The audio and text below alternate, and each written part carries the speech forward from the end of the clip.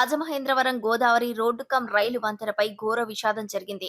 పిఠాపురంలో పంచాయతీరాజ్ ఏఈగా పనిచేస్తున్న నూకరాజు తన కుటుంబంతో సహా అర్ధరాత్రి దాటిన తర్వాత గోదావరి నదిలోకి దూకేశారు.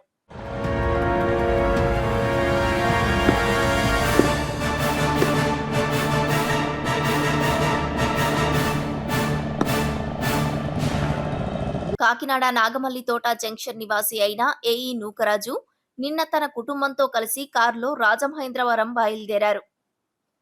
కొవ్వూరు వంతెన వద్ద డ్రైవర్ను దించేసి తాను, తన భార్య మీనా, కుమార్తె సౌజన్య, మనవడు రియాంష్ కార్తికేయలతో కలిసి రోడ్డు కమ్ రైలు బ్రిడ్జి పైకి కారు నడుపుకుంటూ వచ్చారు. అనంతరం వంతెనపై కారు ఆపి నలుగురు ఒక్కసారిగా గోదావరిలోకి దూకేశారు. అయితే ఈత వచ్చిన ఆయన మనవడు రియాన్ష్ ను స్థానిక జాలర్లు సకాలంలో స్పందించి ఒడ్డుకు తీసుకువచ్చి కాపాడారు. ప్రస్తుతం చిన్నారి ఆసుపత్రిలో చికిత్స పొందుతున్నాడు.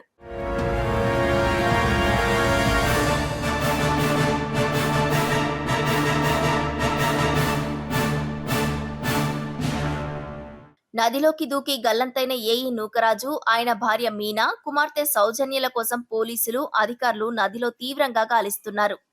అయితే నదిలోకి దూకే ముందు నూకరాజు తన స్నేహితులు, అధికారుల వాట్సాప్ గ్రూపుల్లో పోస్టు చేసిన ఒక మెసేజ్ ఇప్పుడు తీవ్ర సంచలనం సృష్టిస్తోంది.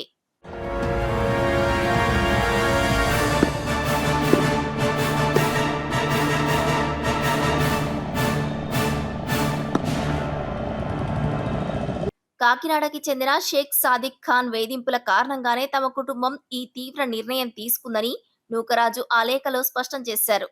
ఈ ఏడాది జూలైలో తన అల్లుడు మరణించినప్పటి నుంచి కుమార్తె సౌజన్యను సాదిక్ ఖాన్ తీవ్రంగా వేధిస్తున్నాడని, ఆయన వల్ల తన కుమార్తెకు, మనవడికి ప్రాణహాని ఉందన్న భయంతోనే తామంతా చనిపోతున్నట్లు పేర్కొన్నారు. ఈ ఘటనపై కేసు నమోదు చేసిన పోలీసులు దర్యాప్తు వేగవంతం చేశారు.